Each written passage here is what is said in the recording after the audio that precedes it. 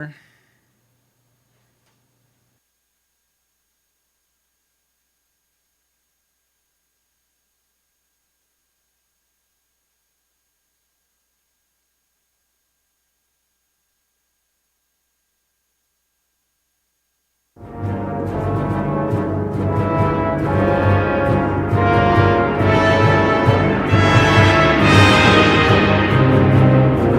both have a dark side. Our legacy will be death and madness. Welcome to Legends of Gotham, where we talk about Fox's hit TV series Gotham, set in the world of Batman. I'm Bill Meeks. And I'm Anne-Marie DeSimone. And we're back for, I believe it is, yes? Yep.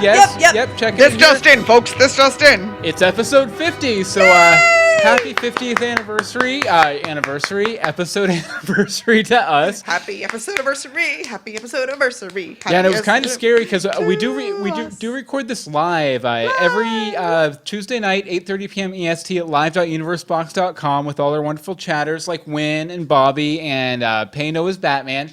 But we thought YouTube was going to fail us. I know. Why would it fail? No, it hasn't. Okay. It doesn't want us to have a 50th episode. YouTube doesn't. YouTube. Darn you, YouTube. But you know what, actually? But we're there. We're here. We're making it happen. This is a good segue to say, in the future, if that happens, all you need to do is go over to alphageekradio.com, hit up the special events channel, and we're streaming live audio there every Tuesday night, 8:30 p.m. EST as well. So if you can't do the YouTube, if your work blocks it or something, you still want to catch us live, participate, alphageekradio.com, special events channel, and you can go to tunein.alphageekradio.com to find out all the ways you can stream it through your phone, Roku. I believe if you hook up a tin can to an electrical outlet. Score, tin can. That's it. Let me empty out the peas. But yeah, lots of ways to stream over there. And we want to thank Todd Whitehead from over at Alpha Geek Radio for setting us up with a wonderful audio live stream. And if you're listening to us on Alpha Geek Radio, let us know. Let us know how it's going. Tweet us. Yeah, and I guess this will be in the reruns over there too. Oh, so, danger. Right smack in between, Current Geek and the morning stream and all of Scott Johnson's podcasts. And then there's us. We're among podcasting royalty. What? Okay, but enough about us. Enough flim-flamming and blim-blamming. I think it's time to get into our discussion because it was kind of a boring episode of Gotham. It was such a boring episode. Nothing really happened. Nothing happened. Anne-Marie, why don't you go ahead and hit us up with the rhyming Ridley episode summary? Who doesn't like a bearded magician? A wacky rich hero filled with ambition. How does Jerome feel about Daddy? He frames him for busting him out of the paddy. Is Alfred smitten? Yes, but she's taken. Will Lee's gourmet taste be what truly awakens? A clown on a slab, but on whose behalf? Whoever it was will have the last laugh. The last laugh. The last laugh. What did you think, Anne-Marie, overall? You screamed? But it's supposed to be about a laugh. You should have laughed.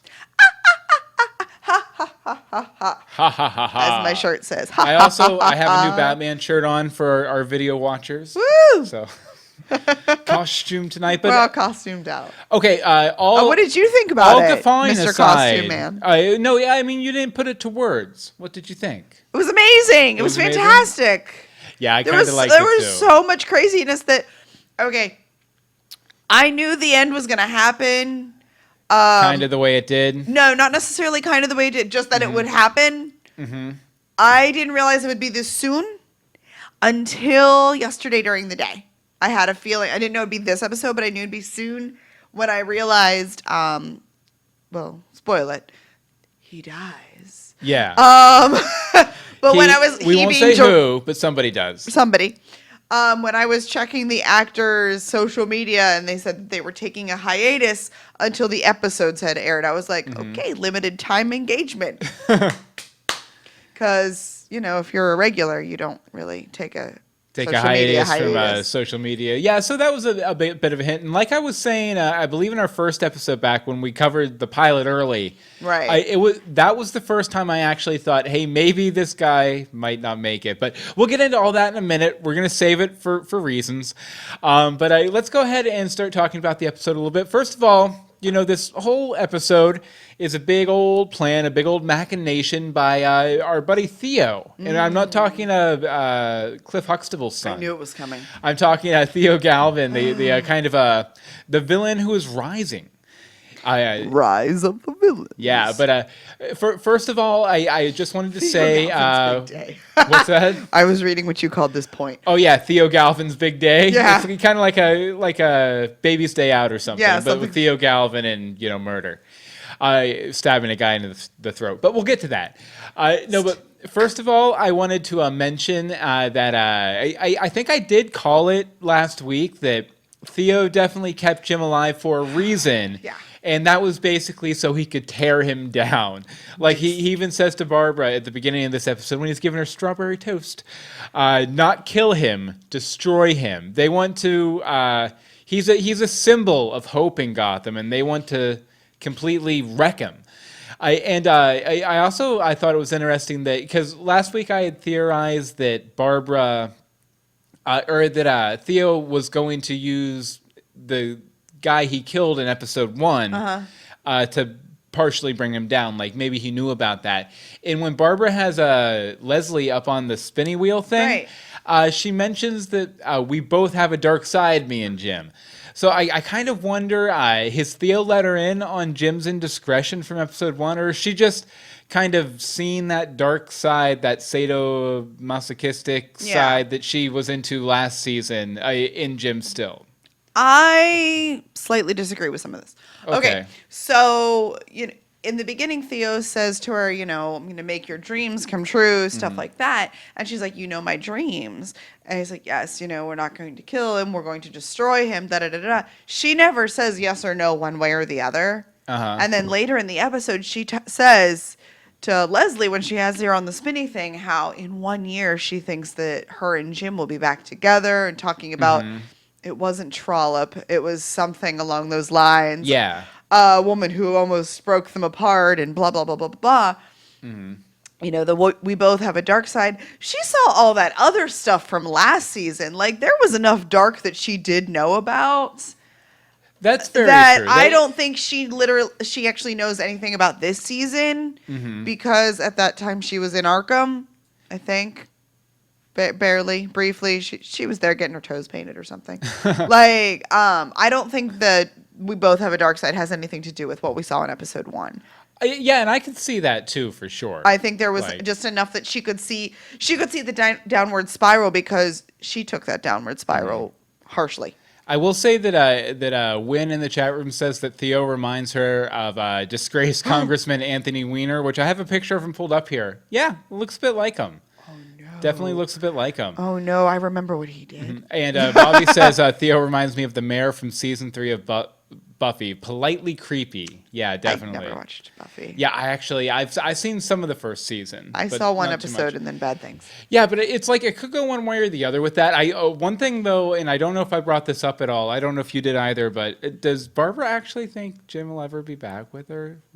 I think I think she really does. Yeah. I really think... obviously she's crazy. Obviously she's crazy. I think that, she really does believe that because she didn't really want to leave.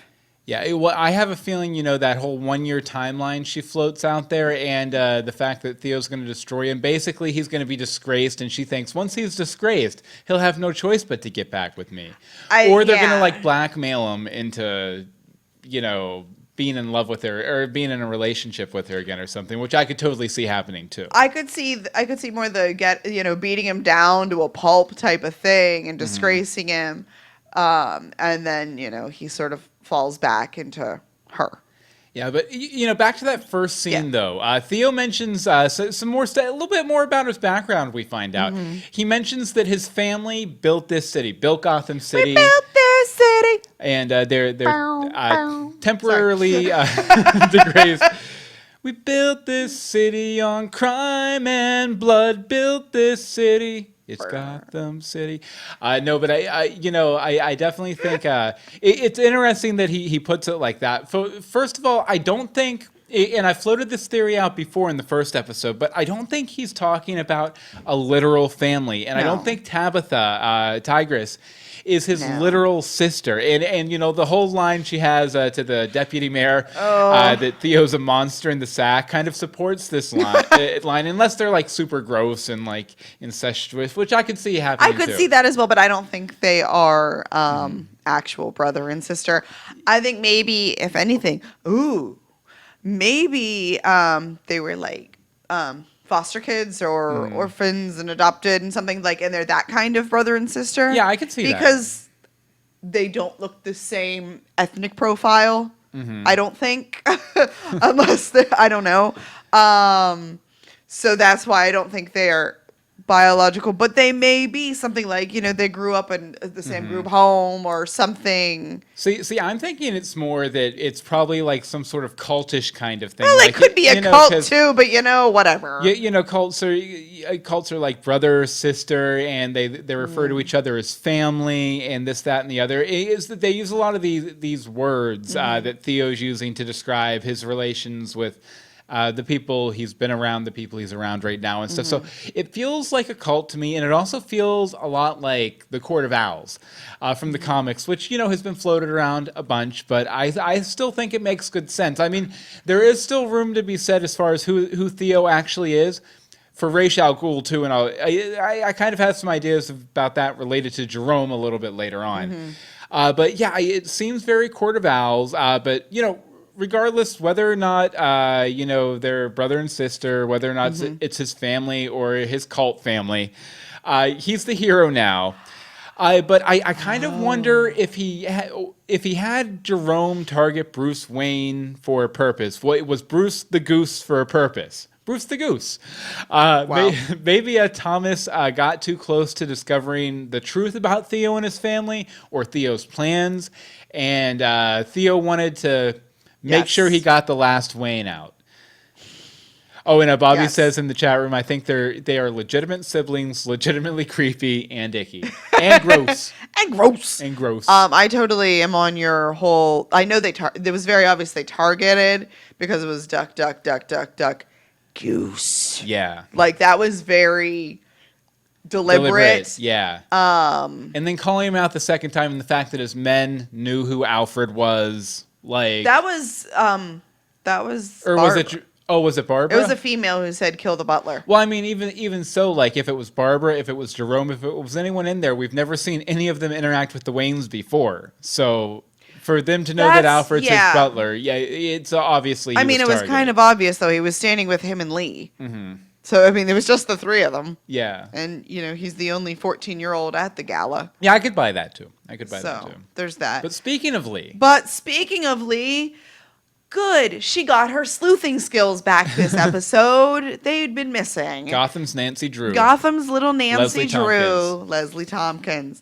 Last season, she was really good at helping Jim solve all sorts of cases and just like push him to find like that one little thing to burst things open. They did a lot of brainstorming. Including, didn't she help him solve the blind fortune teller? I believe so, yeah. She helped significantly solve that case. Well, and then this season, she's really just been there to be pretty. I think we said this last week. She swapped with Barbara. She was set dressing the first 2 episodes. Yeah. But she really had a lot. She was much more important this episode. And she realizes that during the show, before it's revealed who the magician and his assistant are, that they're familiar. That she's like, there's something, don't they seem familiar? And I'm like, she's asking Alfred, what does she expect him to know? Yeah. I really enjoyed that Barbara dropped the mask moment though. I think it was on purpose. Yeah, definitely. Okay. And I also think it was just like Barbara in this episode is just very audacious and just out there and very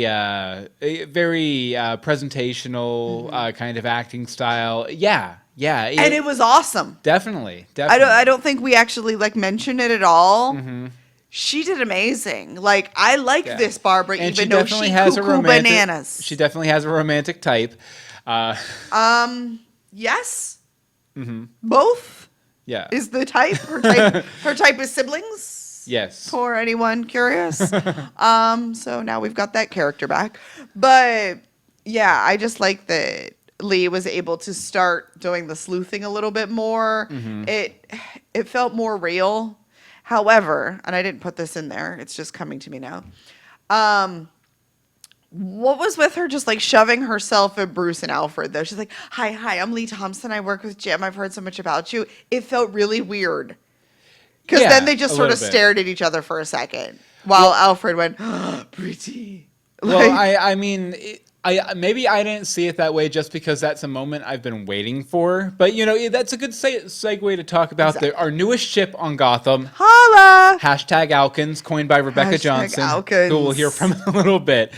But, Alfred hitting on Leslie Tompkins there. That was beautiful. I love that he hit on her and that it almost worked. It was, like, really close. She could get in at the restaurant, or he could get in at the restaurant. I'd go out with him. Exactly. And not only that, but I kind of... Win in the chat room says that was awkward. Yeah, yes. A little bit too towards the end. But I honestly think that it could have worked not just because of the whole restaurant thing, but because Alfred's a cool dude. Mm-hmm. He's seen some stuff. He's a baddie. He has an interesting life story. And I also think that Leslie is getting a little bit tired of Jim's intensity. Does the man ever sleep? Like, for real? And this is something that I've noticed over the past few episodes. I couldn't put my finger on it until this episode, but, she's still very obviously is in love with him, loves him very much, and wants to support him. And obviously we know everything going on off screen with these two actors. But I think Leslie is kind of about fed up with it because he's walking a very dark path, and she's a very light person.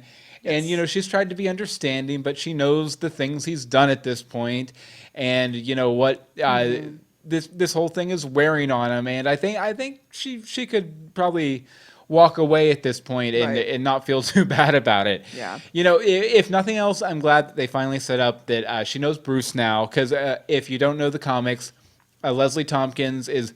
one of the few people besides Alfred in the Batman mythos who he's trusted with his secret identity, who knows the whole deal.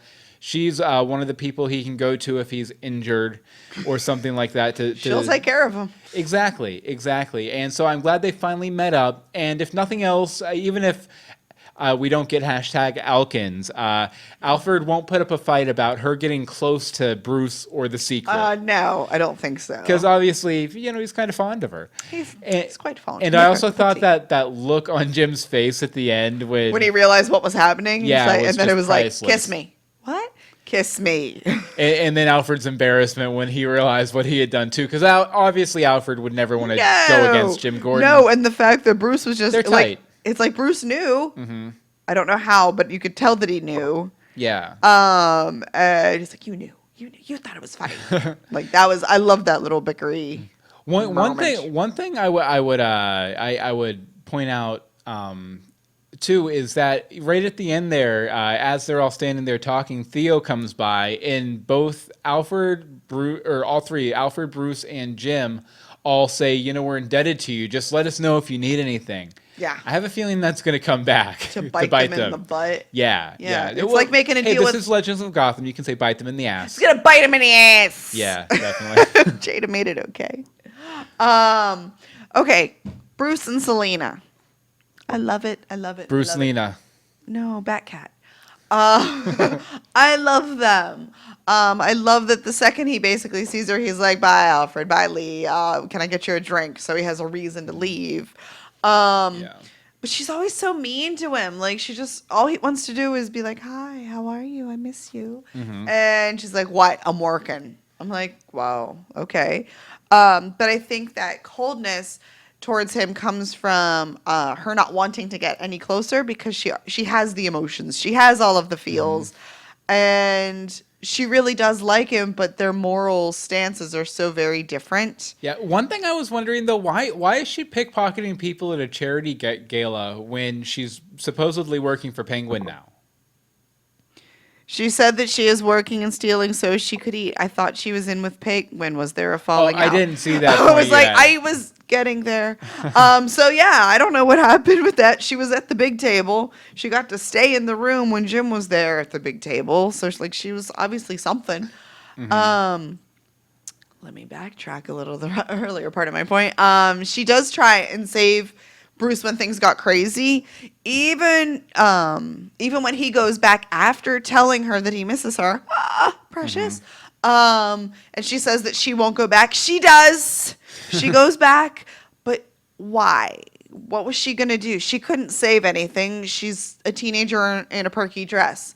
Like, she has no weapons. Or was she just going back to make sure he lived? I think so. I think so. She was just going to make sure he was okay. Because, I mean, up until this point, and I'll touch on this a little bit later on, too, but Bruce has never really done anything like this before. What he did this evening, you know, as far as like going in there and kind of being the hero. So I mean, she had reason to be concerned, and she had reason to he might need backup at some point too. Yeah. So I don't know. I just love everything about Bruce and Selena. It makes me happy. Definitely. Sorry, I just saw where we are. Okay, that's fine. Well, okay, we do. We're going to take a little break from the main discussion here. Don't worry, we're getting to that part of the episode. But first, we wanted to play a voicemail from Rebecca Johnson. Sometimes we play voicemails here mid-episode, especially from Rebecca, because they're always great. I also wanted to say everyone else's voicemails aren't great. Very true. Very true. Don't do that. But as kind of a segue to mention that if you guys didn't know, Rebecca Johnson hosts one of our sister podcasts, Supergirl Radio, on the DCTV podcasting group. And I was actually a guest. I was actually a guest in today's episode. Episode 35. What do you know about Supergirl? I know quite a bit about Supergirl. Superman's actually my favorite superhero. And Supergirl's a close... No. It's like close to... in top 5. I thought it was Aquaman. Definitely. But above Superman, above Supergirl, above Batman, above Bruce Wayne, I love Jimmy Olsen. We went out to dinner within the first few months of hanging out together, and I probably went for a full hour just talking to you about Jimmy Olsen, and you didn't want to hear about it. Rebecca and Teresa over at Supergirl Radio wanted to hear about it. I can guarantee you I just drank through the conversation. So definitely check out the episode over there, Supergirl Radio episode 35, James Olsen. Oh, and also I just wanted to mention too, I was on my friend Roberto's podcast. It's called My So-Called 8-Bit Life at cosmicradio.tv, and we talked 90% of the episode about Gotham, because he was trying to get off the Gotham train, and I was trying to coax him back on. This is like the worst possible time to get off the Gotham train. Get on it, man. Right? Okay, but we're going to go ahead and play Rebecca's voicemail here, and then we'll be back for a very special segment. What's up, Legends of Gotham? What's up? This is Rebecca Johnson, and I'm calling about the Season 2 episode called The Last Laugh. Oh, man, I am so conflicted over Jerome. When he first came on the show, I was like, I don't know that I'm okay with the Joker having a definitive origin story. But then Cameron showed up and blew me away. I mean, I put him up there with Heath Ledger and Mark Hamill as all-time great Joker performance. Oh, yeah. So I am bummed and disappointed that he is dead. I will say, though, that I am continually impressed with the Gotham writers who have taken big risks this season, and I personally have mad respect for that. I read in an interview that Bruno Heller says that they are playing a long game with the Joker, so I am willing to see where it goes. I did like the ending montage and how they set up the Joker's legacy, which solves my initial issue with Jerome. The Joker's origin is once again a mystery. On a lighter note, I was surprised at the introduction of Alfred having a little crush on Leslie.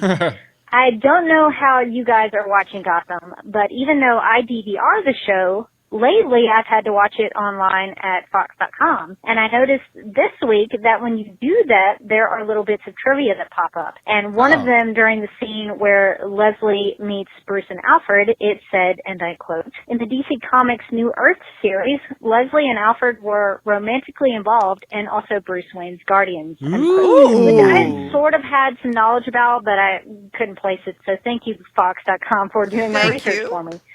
So my question for you guys this week is, do you think #Gorkins is over?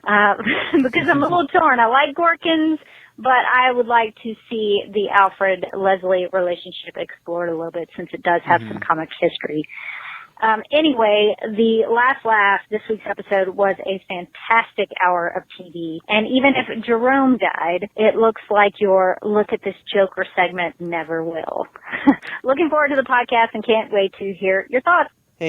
Yeah, so thank you, Rebecca. And yeah, I think we were... Sorry, clearing my throat. But I think it's pretty clear that we think Gorkins could be on the way out. Hashtag Alkins.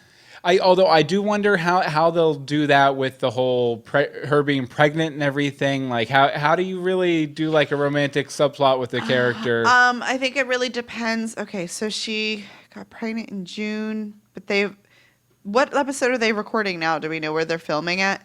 I'm not sure. Probably like episodes 7, 8, 9, 7, 8, 9. There. So they're about to the break. Mm-hmm. Leslie may have to go away for some CEU courses. Just like for like 3 or 4 episodes, then come back and she's all about Alfred or something. Or she has like a bunch of grocery bags mounted to her abdomen to hide yes, the baby because that's belly. convenient.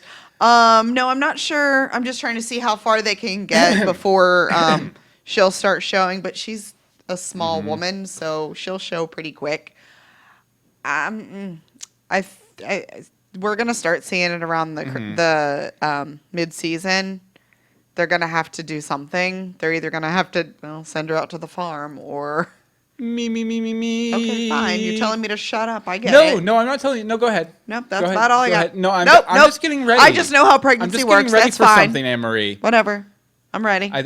Are you ready? I'm ready. Let's make it happen. Okay, I'm ready. Okay, so we haven't done this in season 2 at all. But I think, all 2 episodes. I know, but I think it's time to do.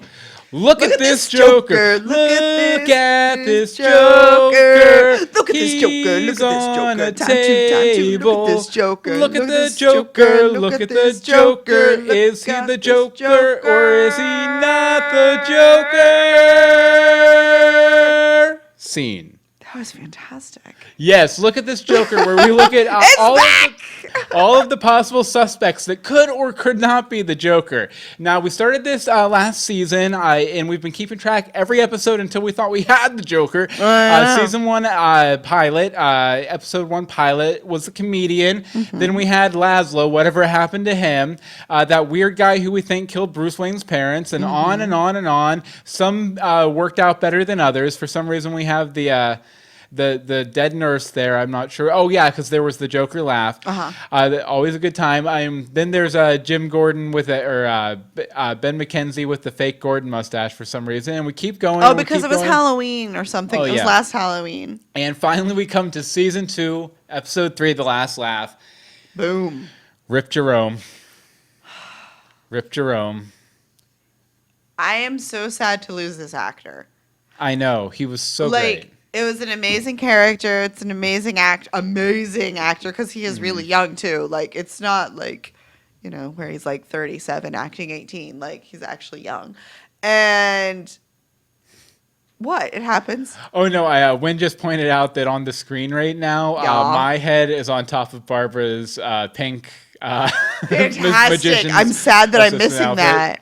Which is a joke into itself. It is a joke into itself. So I am sad. Yeah, and I mean, but not for the reason that a lot of other people are sad. The thing is we were so sure he was the guy, but the guy we thought was the guy ain't the guy, which leaves the guy we thought he was with a big question mark over his head, which luckily means we can bring the segment back. I love this segment, even if it's just like a butler in something else. Yeah, now we have carte blanche to point out a Joker in every episode again. Yep.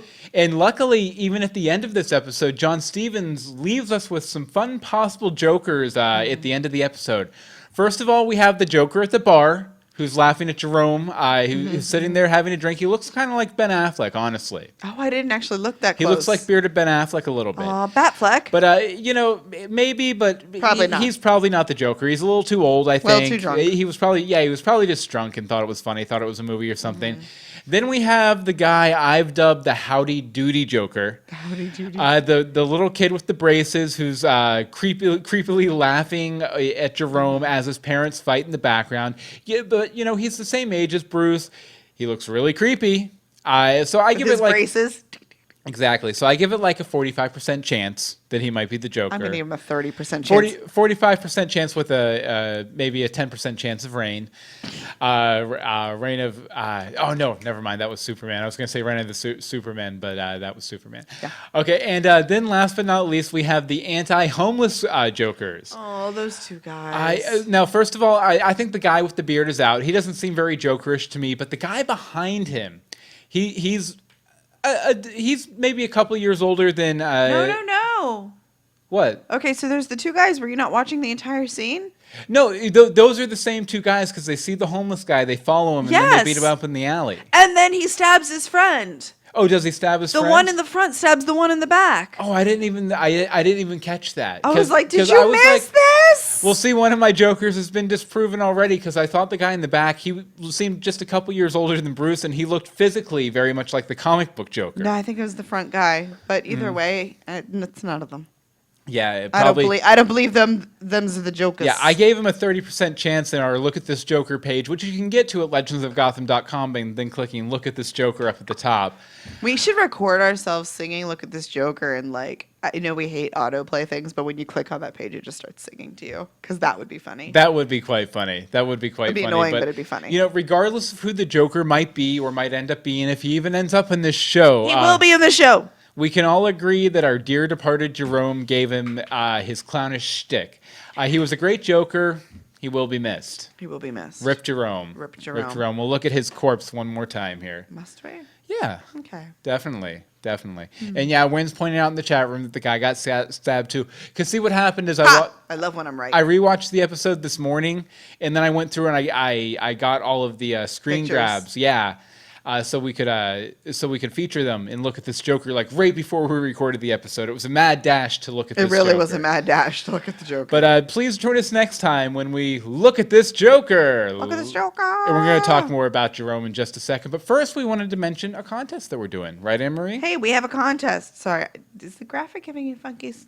Okay. So we have a contest for this thing right here. Yes. This guy right here. A special edition Comic-Con Gotham TV guide.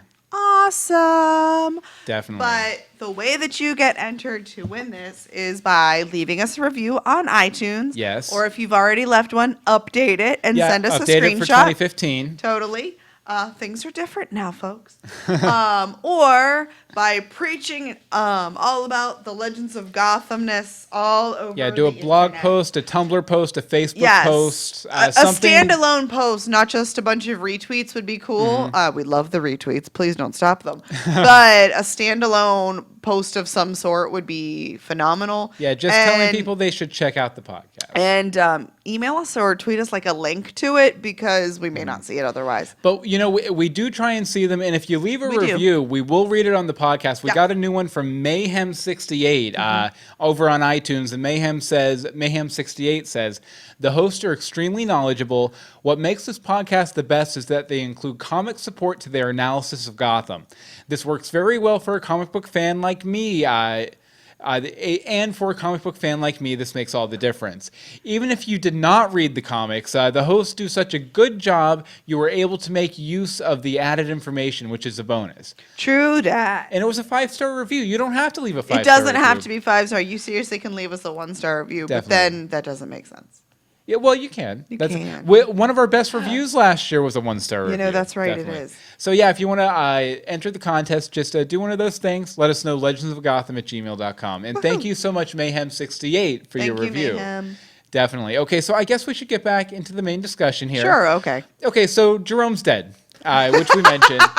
And you find that funny? You find No, I find that's funny? So Jerome's dead.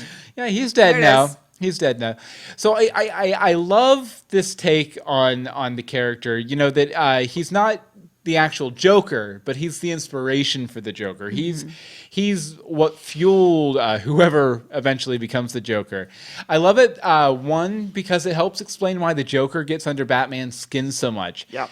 It brings Bruce back to the day that he almost died, then saved the day for the first time. Anytime he faces the Joker, That's what he's seeing. he's seeing this this episode in his head. Like, that night he got his throat slashed and Alfred almost died, and he had to slip him a gun and everything. Yeah. I think that adds a rich depth to their relationship.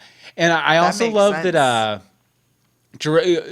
I also really love that. Like we said, that it's the first time Bruce has actually done that. The first time he's actually gone out there and saved the day. That was really cool to see. That's something I've been waiting for from the first day. And I mean, the closest we really got was when he was like running around with Catwoman, but he was just evading. He wasn't taking an active role. Yeah, exactly. So that was cool. But I also really love that Jerome even inspired the Penguin to maybe adopt a new lab. I love it. He might not be the Joker, but he's definitely...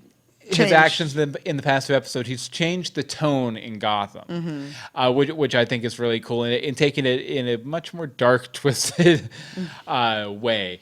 Well, it's just much more unpredictable now. Like, we had enough vigilantism last season, and now it's just going to, if we were on 10, we're going up to 20, I think. Sorry. Oh, I also see a Sark over in the chat room, and it says, "You got it, Bill, precisely." I'm not sure which point he's talking about, but hey, it's a point. Definitely. Okay, and I thought it was interesting that right at the end, Theo says Jerome is limited and he would have never lasted. First of all, this is funny because the Joker is one of the longest lasting comic book villains ever. Yep. And 2, it's funny because what? Say what you're saying. Oh, no, irony aside, this might be, I misspoke. But this might be where Theo has slipped up. This might be his eventual undoing. Because he underestimates the effect Jerome's acts have had and will continue to have on the city. He's spawned Theo by giving Jerome a platform. Has spawned a league of monsters that Theo won't be able to control no matter how big of a hero he makes himself into. The more he's the hero, the less he'll have control over them. Exactly.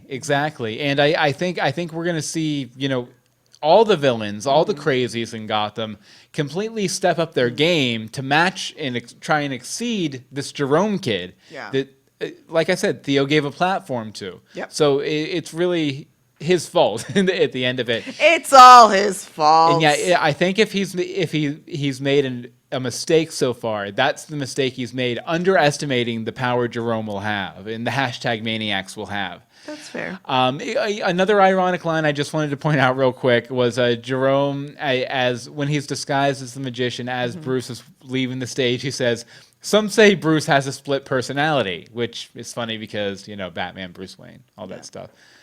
Oh, and Sark says in the chat room, as far as Bruce's actions, no more baby steps toward becoming Gotham's guardian. Last night he took a giant leap. Very, very true. Very true. Very, very true.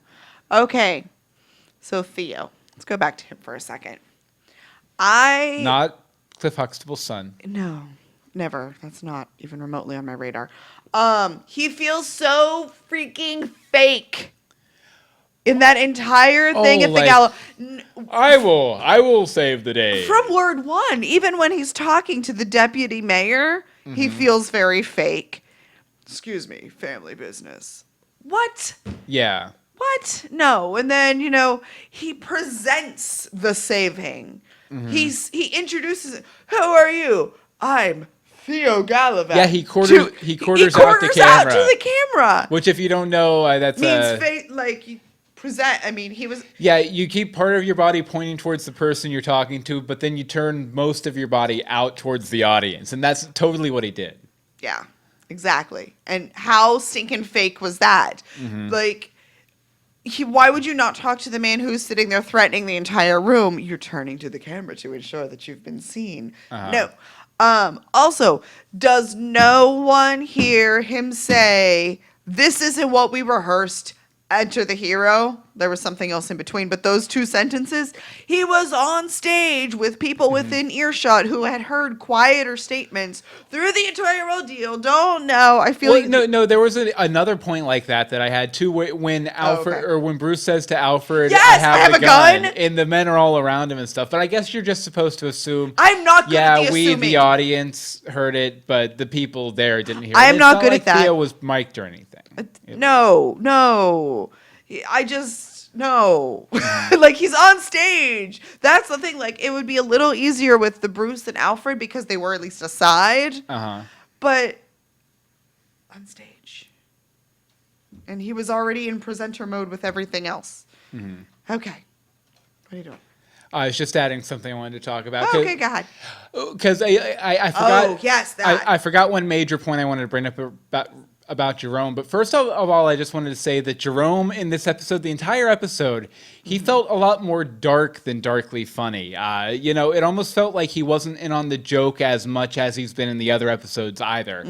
But although I did love the magician's outfit, it was just wonderfully bizarre, the facial hair and stuff. Fantastic. Both of their costumes were amazing. But something I really wanted to talk about, which I didn't put in the notes, but I'm Neither talking did about I, because anyway. I was going to put it in there if you didn't, and both forgot. But I really loved the kind of point they made about the fact that the media was broadcasting this whole thing live that happened, and it's what inspired all of these copycats. It's a show about Batman. I know where it's going. Well, it's a very darkly funny show. It's a very light show sometimes, but it really put me to mind a lot of the the shootings and stuff that have been happening in America lately, and I'm not going to turn this into a political thing at all, but I just thought it was interesting that a big complaint these days is that these people, if they don't get glorified, they get vilified in the public space, which inspires other people to do the same thing. And I thought it was a very kind of mature, interesting point that the creators of Gotham were making here. That if Jerome hadn't sent out the police tape and the media hadn't played it, and if they hadn't broadcast him from inside of the charity gala and everything, I think maybe the Joker would have never come to be, right? Which is a very interesting point. I don't feel like they would have been broadcasting that live. The man has threatened to kill an entire room of people. I mean, I guess he probably told the guy, "Keep it on, or I'm going to shoot you." Yeah, and we just didn't see that, which I also got the impression maybe Theo had some controlling interest in the station to help keep it on the air. That's true, because it's just because of the standards and stuff that they can't, of things they can't show. That's kind of it's live. Yeah, but I definitely think that was a very interesting point they were able to make with it too. Wynn points out, I hope that they got that person out of the magician's trunk after all the mayhem went down. I completely forgot about that guy. Yeah, because that was the magician. Yeah, the actual magician. But again, very interesting commentary. We're here for the yucks, but there's also a lot of seriousness stuff to think about in this show too, which I think is cool and a very modern point for a timeless show like Gotham. Too. Right. Okay. Well, we've kind of already talked about this, but I'll just say it again. Jim, Alfred, and Bruce and Team Good Guys. It was really nice seeing them really work together instead of against but together. Like separate but equal, like working towards the same goal. This time they no. They were all trying to save their own asses. Yeah. And as well as an entire room full of people. But it was so cool to see Jim and Alfred shooting everything up and saving everybody. Yes, Theo in essence did save Bruce, but they were saving pretty much everybody else. Yeah, and I also thought it was cool that Jim was kind of into it too. He was like, that worked well. That went well. That went well. Yes. That was a good team up. We didn't even have that awkward time where we fight over something silly at first before we team up. Right. We just did it. I am a little scared to see where things go since they all basically invited Theo to Team Good Guys. Yeah. I don't like it. I don't feel it's bad juju coming from that. There's some bad juju. I also you might have said this too. I just love that Jim knew that Alfred could be trusted with the gun and that he would do well with it. Well, he knew that Alfred used to be military. I mean, apparently it's common knowledge because Lee knew it. Yeah. So I would assume that Jim has told her about that. Definitely, let's see. Bobby in the chat room brings up a good point. Does Batman have a magician villain? I'm going to Google it here. One doesn't come to mind. But the closest thing that came to mind was Zatanna or Zatara, which are heroes that are often associated with Batman. Like I think Batman and Zatanna, the magician, had a thing for a while. But Zatanna and Zatara are basically they're magic users who can they speak backwards. Anything they say backwards happens. So if they say.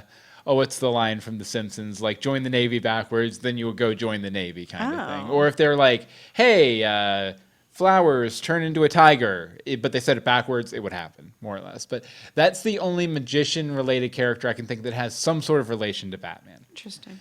But, okay, so the knockout gas that, obviously they used in the first episode of Rise of the Villains, and then...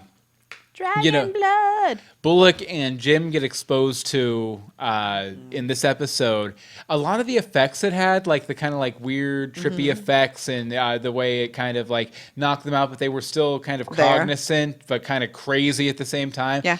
It put me in mind of the original Court of Owls story from the comics.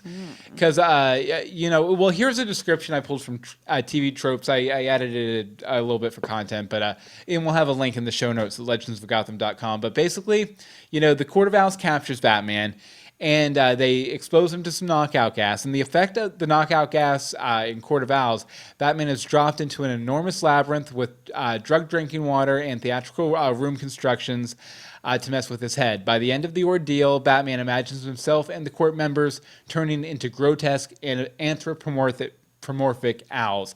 And this is something they use a few times throughout the story, this weird sort of drugged out, poison water, knockout gas sort of stuff to kind of make Batman question his reality. And, obviously... Zoltar. He had some of that going on when he breathed the gas in. No, he drank it. He drank it in its liquid form. He drank the dragon's blood from the master's chalice. So like the drug drinking water kind of thing. Yeah. That brought to mind Court of Owls as well. So I really think that Theo is representative of the Court of Owls. Since Bruno Heller's confirmed they're coming, I think they might already be here. They might. Sark brings up a great point, and I would expect nothing less from you, Sark. In Batman 66, there was a character called Zelda the Great. Here, I'll pull up a picture real quick, but who was a magician character. Oh, well, there you go. Yeah, I'll have to pull this up here. Pulling it up. Yeah, here we go. We'll show a little picture of it here. Yeah, there's Zelda the Great. In all her great glory and everything. Who's that actress now? Because this is called Watch Us Google Things. I love Watch Us Google Things, but it's usually me Googling, so I'm all confused. Yeah, it was played by Anne Baxter. Anne Baxter, who I feel like I've seen in other stuff. That name I've heard recently. She was in All About Eve, The Magnificent Ambersons, I Confess, and The Ten Commandments. So, oh my, very interesting. Yeah, thank you for that little tidbit. Sark, definitely. Okay, so you wanted to wrap up Penguin, yes. Bullock, people we haven't talked about, and people that are very important to Gotham. I love how apparently I love a lot this episode. How crazy Penguin gets over Jerome, and I think it's just because he stole the spotlight. Yeah. He's just causing chaos for chaos' sake. Yeah, criticize. But he has no idea how to retaliate. It's obviously been going on for more than 2 days. It's not like this whole maniacs thing has dragged out. Yeah. And Penguin's just, chilling in his mansion, drinking his wine, eating his food with people standing around with guns. Chilling like a villain. Chilling like a Rise of the Villains. Chilling like a villain. Enter Bullock, who puts Penguin in his umbrella boy place. He needed to knock down that peg because he really hasn't done anything since becoming the king of Gotham. Other than the commissioner, what's-his-face, Loeb. Yeah. But, meh. I mean, it was important, but that's all he's done. Fish and Falcone and Maroney, they were all, popping stuff out. Yeah. So I feel like there's no master plan. I think that now that he is the king of Gotham, he doesn't know what to do. Yeah, he seems bored almost. He does seem bored. He's like, I have money, I have fame, I have people. What do I do now? Yeah. What favors can I grant? Which Godfather moment can I have? It's like Willy Wonka says, what happened to the boy who got everything he ever wanted?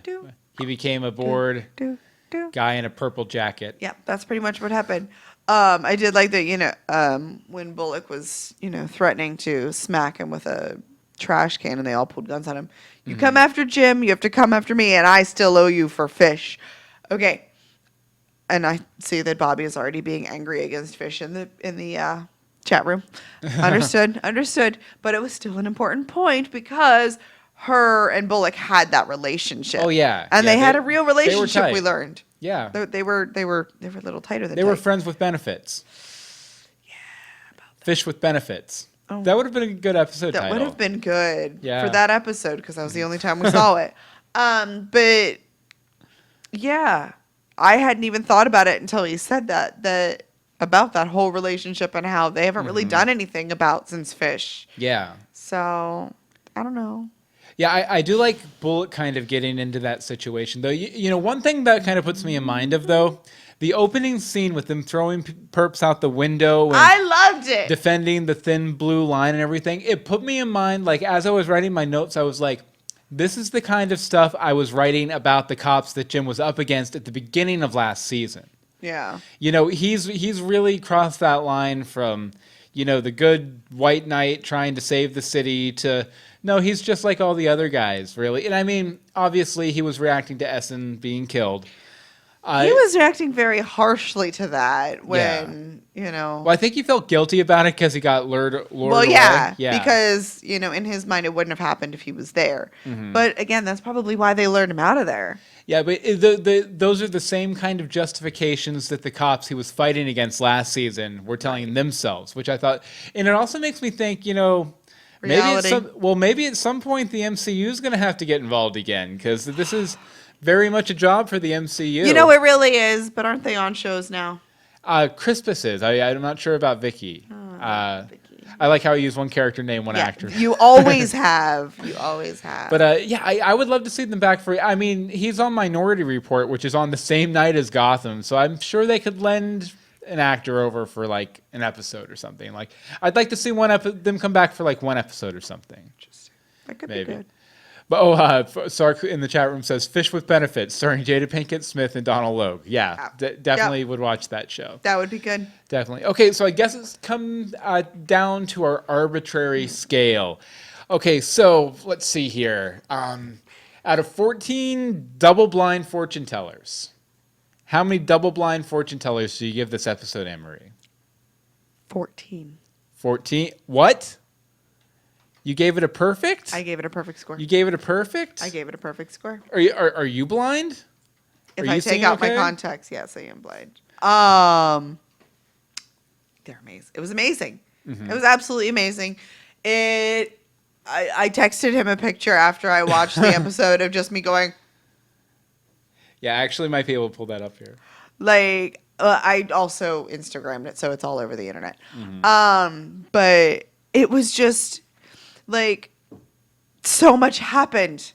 And it happened well. It happened well. Oh, gosh, you're shoving it. Yes, I am. You can't see it too well, though, so don't worry. I can't see anything. Yeah, but she's... Oh, there we go. Yeah. Yes. She was pretty shocked. Oh, wow. Apparently I'm, alone over here.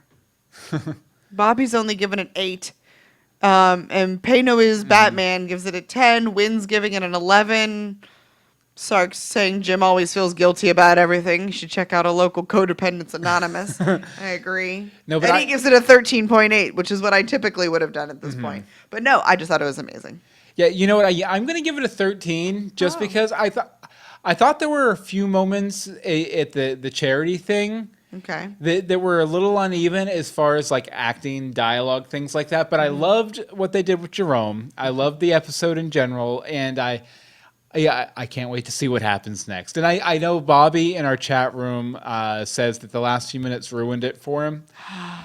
This was very divisive. Either people were like, completely down with it. I kind of loved it too. It was so kind of trolly because I mean, I think over the course of the past few weeks, I don't think there was anyone left who was like, oh, I don't know if they should do the Joker on Gotham.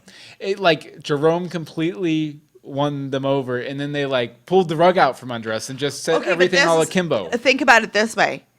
If the pseudo Joker was this amazing, what are they going to do with the real thing? Yeah, with when it gets real. When it gets real. When Howdy Joker comes around. Howdy Joker? Yeah. Really? The Howdy Doodoo Joker. The kid with the braces. Shh, let it go. Look at this Joker. Yeah, look at this Joker. Yeah, like that's the thing. It can only get better. Mm-hmm.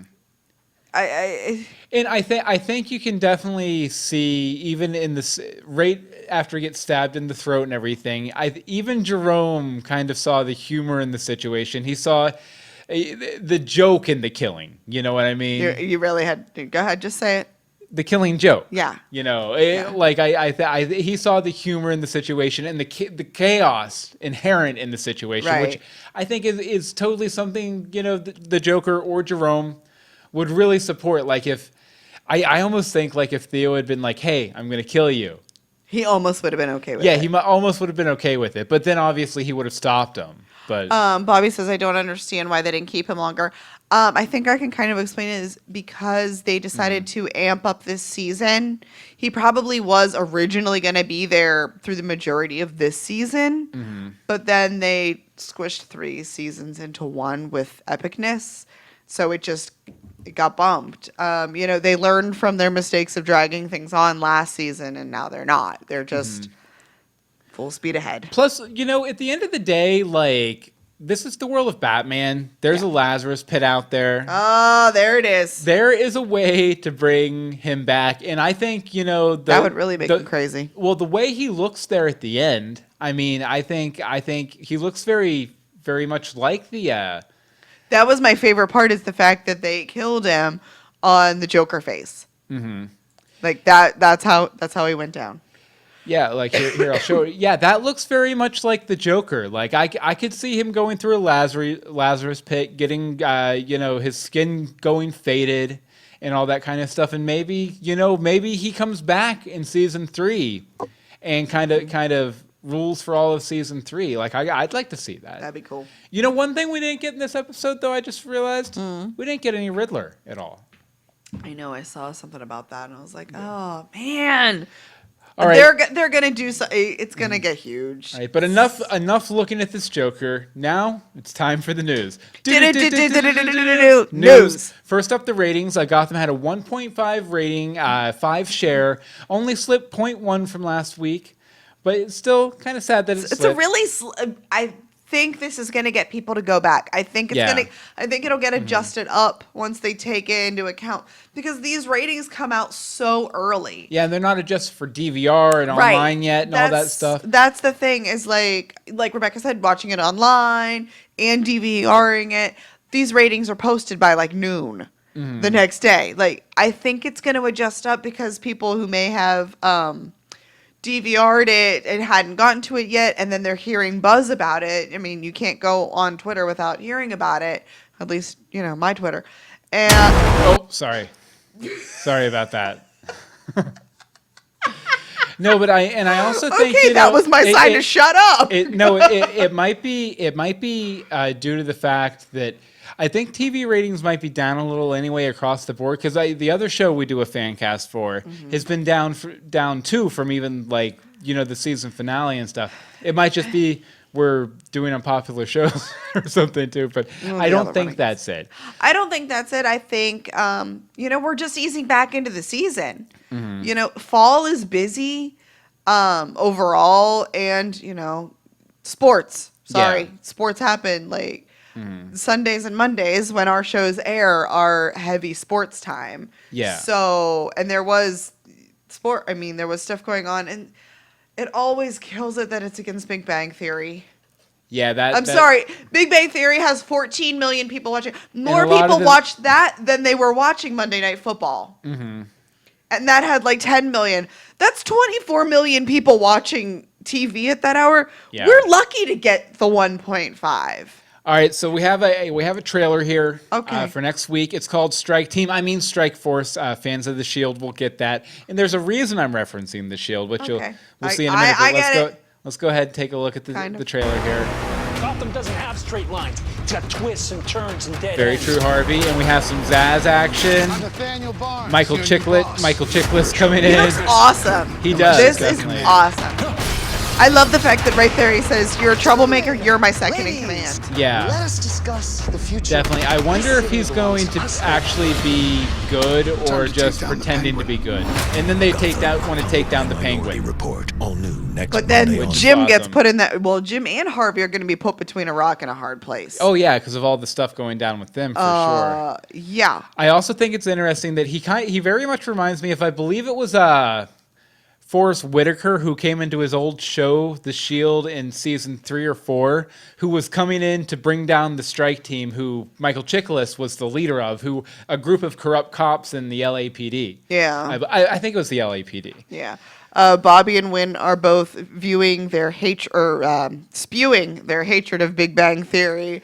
I'm on that train. I'm on the but let's just say you exposed me to it. I'd never heard of it, and then many, many moons ago, like season 3, you were like, "Hey, watch this with me," and I did, and I watched it for about 2 seasons, and now I don't know anything. Yeah, like the thing was, I can't.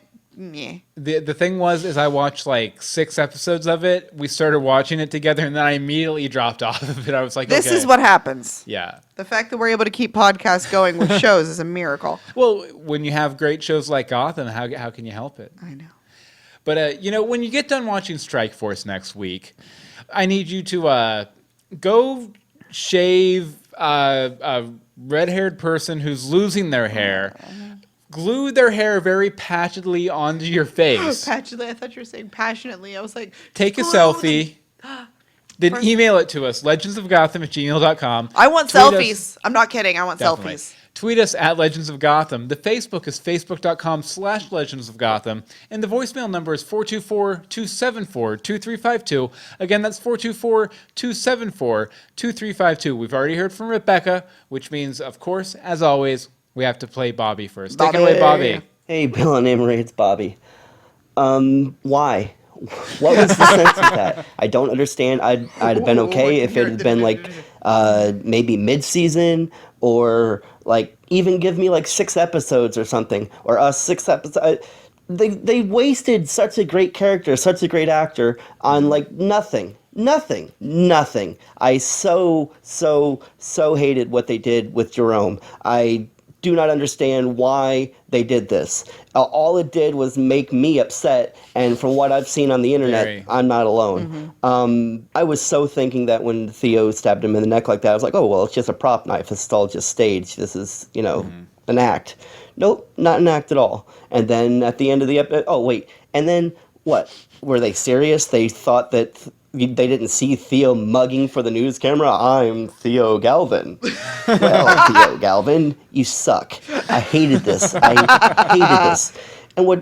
then at the end of the episode, when it looked, I was like, oh, he's going to get up off the coroner's table. Nope, not at all. He is dead as a doornail. And then all this just random people started laughing and stabbing people, and it was just stupid. Did not care for that at all. And what really stuck about it is the rest of the episode was so great. I mean, if I was judging the rest of the episode, I would say it was like out of 11 criminals thrown out of a window, I'd give it 9. I mean, the interplay between all of the characters was great. It was cool to see Bruce go back for his friend. It was cool to see Bruce, Jim, and Alfred team up in the end. It was cool to see Alfred kick ass. It was cool to see Alfred try to mac on Lee and then get denied.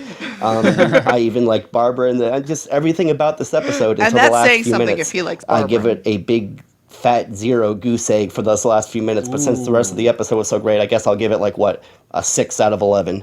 Wow. I'm so upset. They better redeem themselves. Wow. Yeah. I'm a little scared now. Maybe Bobby should go to Arkham to get a Do you need a moment? No, but I mean, that's a completely They're all valid very point. good valid, And I yeah. think in a lot of ways that was their intention. Like Yes. they wanted to they gave fans everything they ever wanted, and then they ripped it away. And I think, even when people don't like something, they're like, yeah, this sucks, this, that, the other. Bobby is very obviously passionate about his hatred of this decision, which probably means he's going to be back next week to see if they fix it.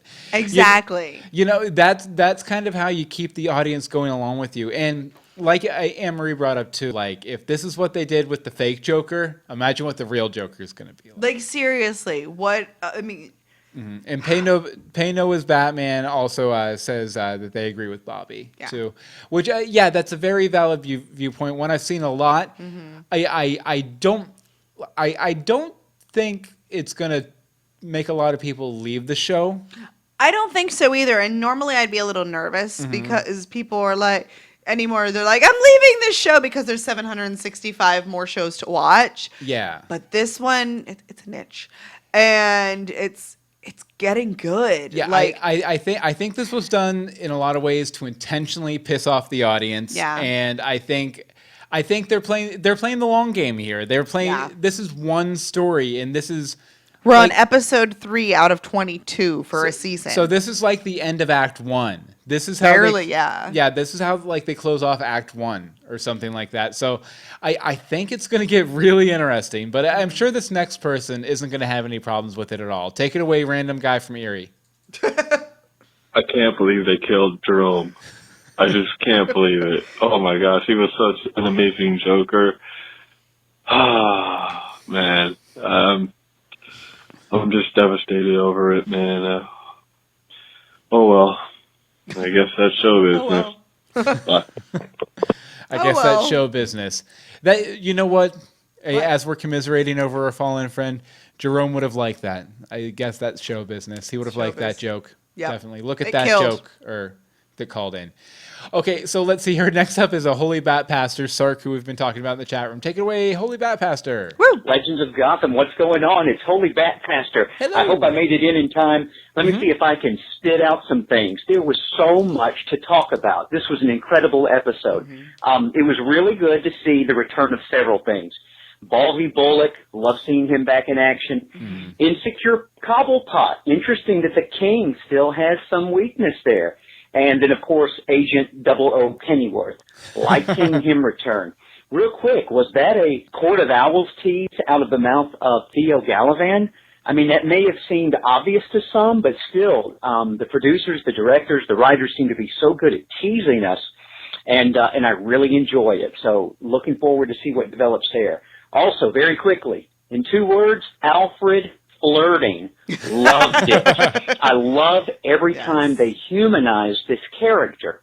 The idea that he would have been an able-bodied 50, 55-year-old man, still pretty much in his prime, in good shape, dashing dresser, good-looking guy, and he is immediately attracted to Leslie Tompkins. You could tell it, and she seemed to be attracted back to him, which is very interesting because, of course, as many of us know, there's comic book precedent there for a relationship, so we'll have to watch that. Also, I've got to mention Bruce Wayne. Really showing some Batman-like qualities tonight. It was like instead of baby steps, he started taking some giant leaps forward in his ability to work as a team with others. Also, just the willingness to try to problem solve, to overcome his fear regarding some kind of panicky situations. Love seeing this because we know that he becomes a future tactician extraordinaire, and he would have had to have taken steps like this to get there. Also, not going to say a lot about tonight's star of the show, Jerome. I'm just going to say this. What a masterful job that we saw in his performance, and of course, so many of us were being led astray, but we need to point out and remind everyone we were never told that he was the Joker. Exactly. So I'm still not holding on to any fake promises, but I think we could see something happen in the future. I'm not really into speculation. I've just enjoyed it and look forward to bigger and better things. I will say that Cameron, I think he deserves to at least be nominated for some awards for his performance.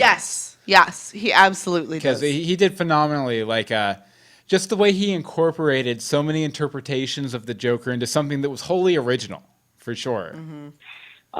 Also want to say this about the producers, the showrunner, the writers, everyone involved. They are demonstrating tremendous reverence toward the Batman mythology, and I, for one, appreciate it, and I can tell that the show appreciates it.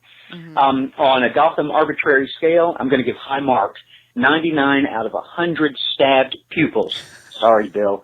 I've got to give it, and I've got to give credit to the show. And then his voicemail got cut off, but he called back. I don't know. The voicemail cut off when I brought up stabbed left pupils. I think Bill Meeks is involved somewhere there. I apologize for the length of this, but I'm going to wrap it up real quick. Also, I wanted to point out last week when I heard both Bobby and Wu say that they were firmly on board with where Gotham was going, man, that did my heart wonders. I loved hearing it. Also, a quick shout out to both Bill and Anne Marie. Thank you both for faithfully carrying the torch for this show since its inception. Even before it hit the air. Thank you.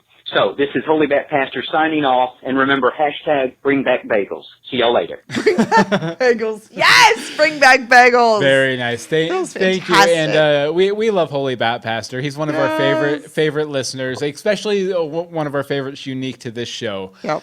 For sure. And we always love hearing from you. And thanks for the kind words on this, our 50th episode. Our 50th episode. What the what? On this, the day of our daughter's 50th episode. Okay, I cannot refuse anything. We did get a voicemail from Wu this week, but I think we're going to have to cut it for time, unfortunately. Oh, no! Wow, it is late. Yeah, but we do want to wrap up, it's 50th episode, mega episode, right? There you go. But we wanted to wrap up with a few tweets from you guys from last night. The Powell family says, looks like you can dust off, look at this Joker, smiley face. We did. Also, Tabitha is going to kill Theo at the end. Calling it now. I love that. I love that. At Anthony Clark 585 says, what an ending. I'm still just, wow. #Gotham. Okay, then other Anne Marie says, poor Alfred crushing on Lee and creepy Joker running Gotham. At Mom with Moxie, I always seem to miss the podcast. You do a great work. Thank you very much, Mom with Moxie. And Holy Bat Pastor said, this just in spite of Jerome's method of patricide last night, Bill Meeks has abundant courage to still has abundant courage to wash. #here's looking at you, kid.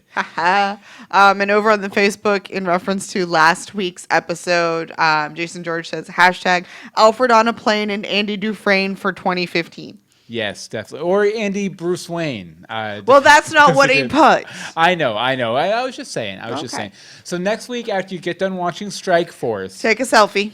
I want you to dress up like the Thing, then join No Ordinary Family, and throw up your shield. Then email us, legendsofgotham@gmail.com. What do you want? Is IMDb just spouting things? No, this is all in my head. Tweet us at Legends of Gotham. Facebook is facebook.com/legendsofgotham. And the voicemail number, which we almost always play, is 424-274-2352. Again, that's 424-274-2352. And you can also email in an MP3 if you want. Absolutely. Sometimes that's better quality, too. Win in the chat room says happy 50th. Thank you very much, Thank Win. you. We really didn't realize, or we'd have maybe planned something fun and exciting. Win is one of our longest the running, OG the OG supporter. She yes. started with us in the early days of Greetings from Storybrooke, and she's been with us forever. Thank you, Win, so much. Okay, so I guess that about does it for this week. Anne-Marie, where can people find you online? You can find me on Twitter at @DeSimone. And as for me, you can follow me on Twitter at Bill Meeks. You can follow all of the podcasts we do, including Greetings, which we mentioned, and Universe Box, the podcast about everything, at universebox.com. And you can grab the show notes for this episode at legendsofgotham.com. Just look for episode 50. I think we're going to call it The Killing Joke. Probably. Let's just be honest. Yeah, so I guess that about does it. Yep. Happy 50th. Happy 50th. I'm so glad we started doing this show. Me too. I love this show. This show is a joy to do I every can't week. believe I enjoy a comic-based show. Neither can I. No, but Bobby in the chat room says, can't believe it's been 50 episodes already. They grow up so long. I think you mean so fast. So long? Yep. So fast. long. Farewell. Auf Wiedersehen. and Goodbye. goodbye. Yes, he meant so quick. Join us next time for more Legends of Gotham. Ba-da-bum-bum. Ba-da-bum-bum.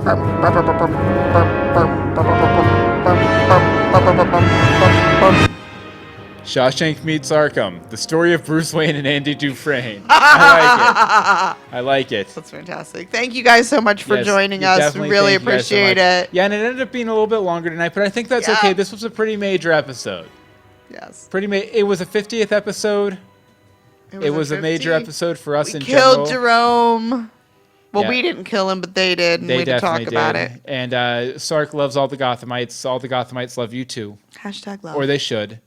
Definitely. And, Noisemaker. Some noisemakers. See, that was much better than my just go. Thank you. Because that's all I can do. I was a professional noisemaker back in the day. Okay, we close it down. Close it down, man. Night, guys. Bye, guys. Thank you. We love you. We love you. Bye.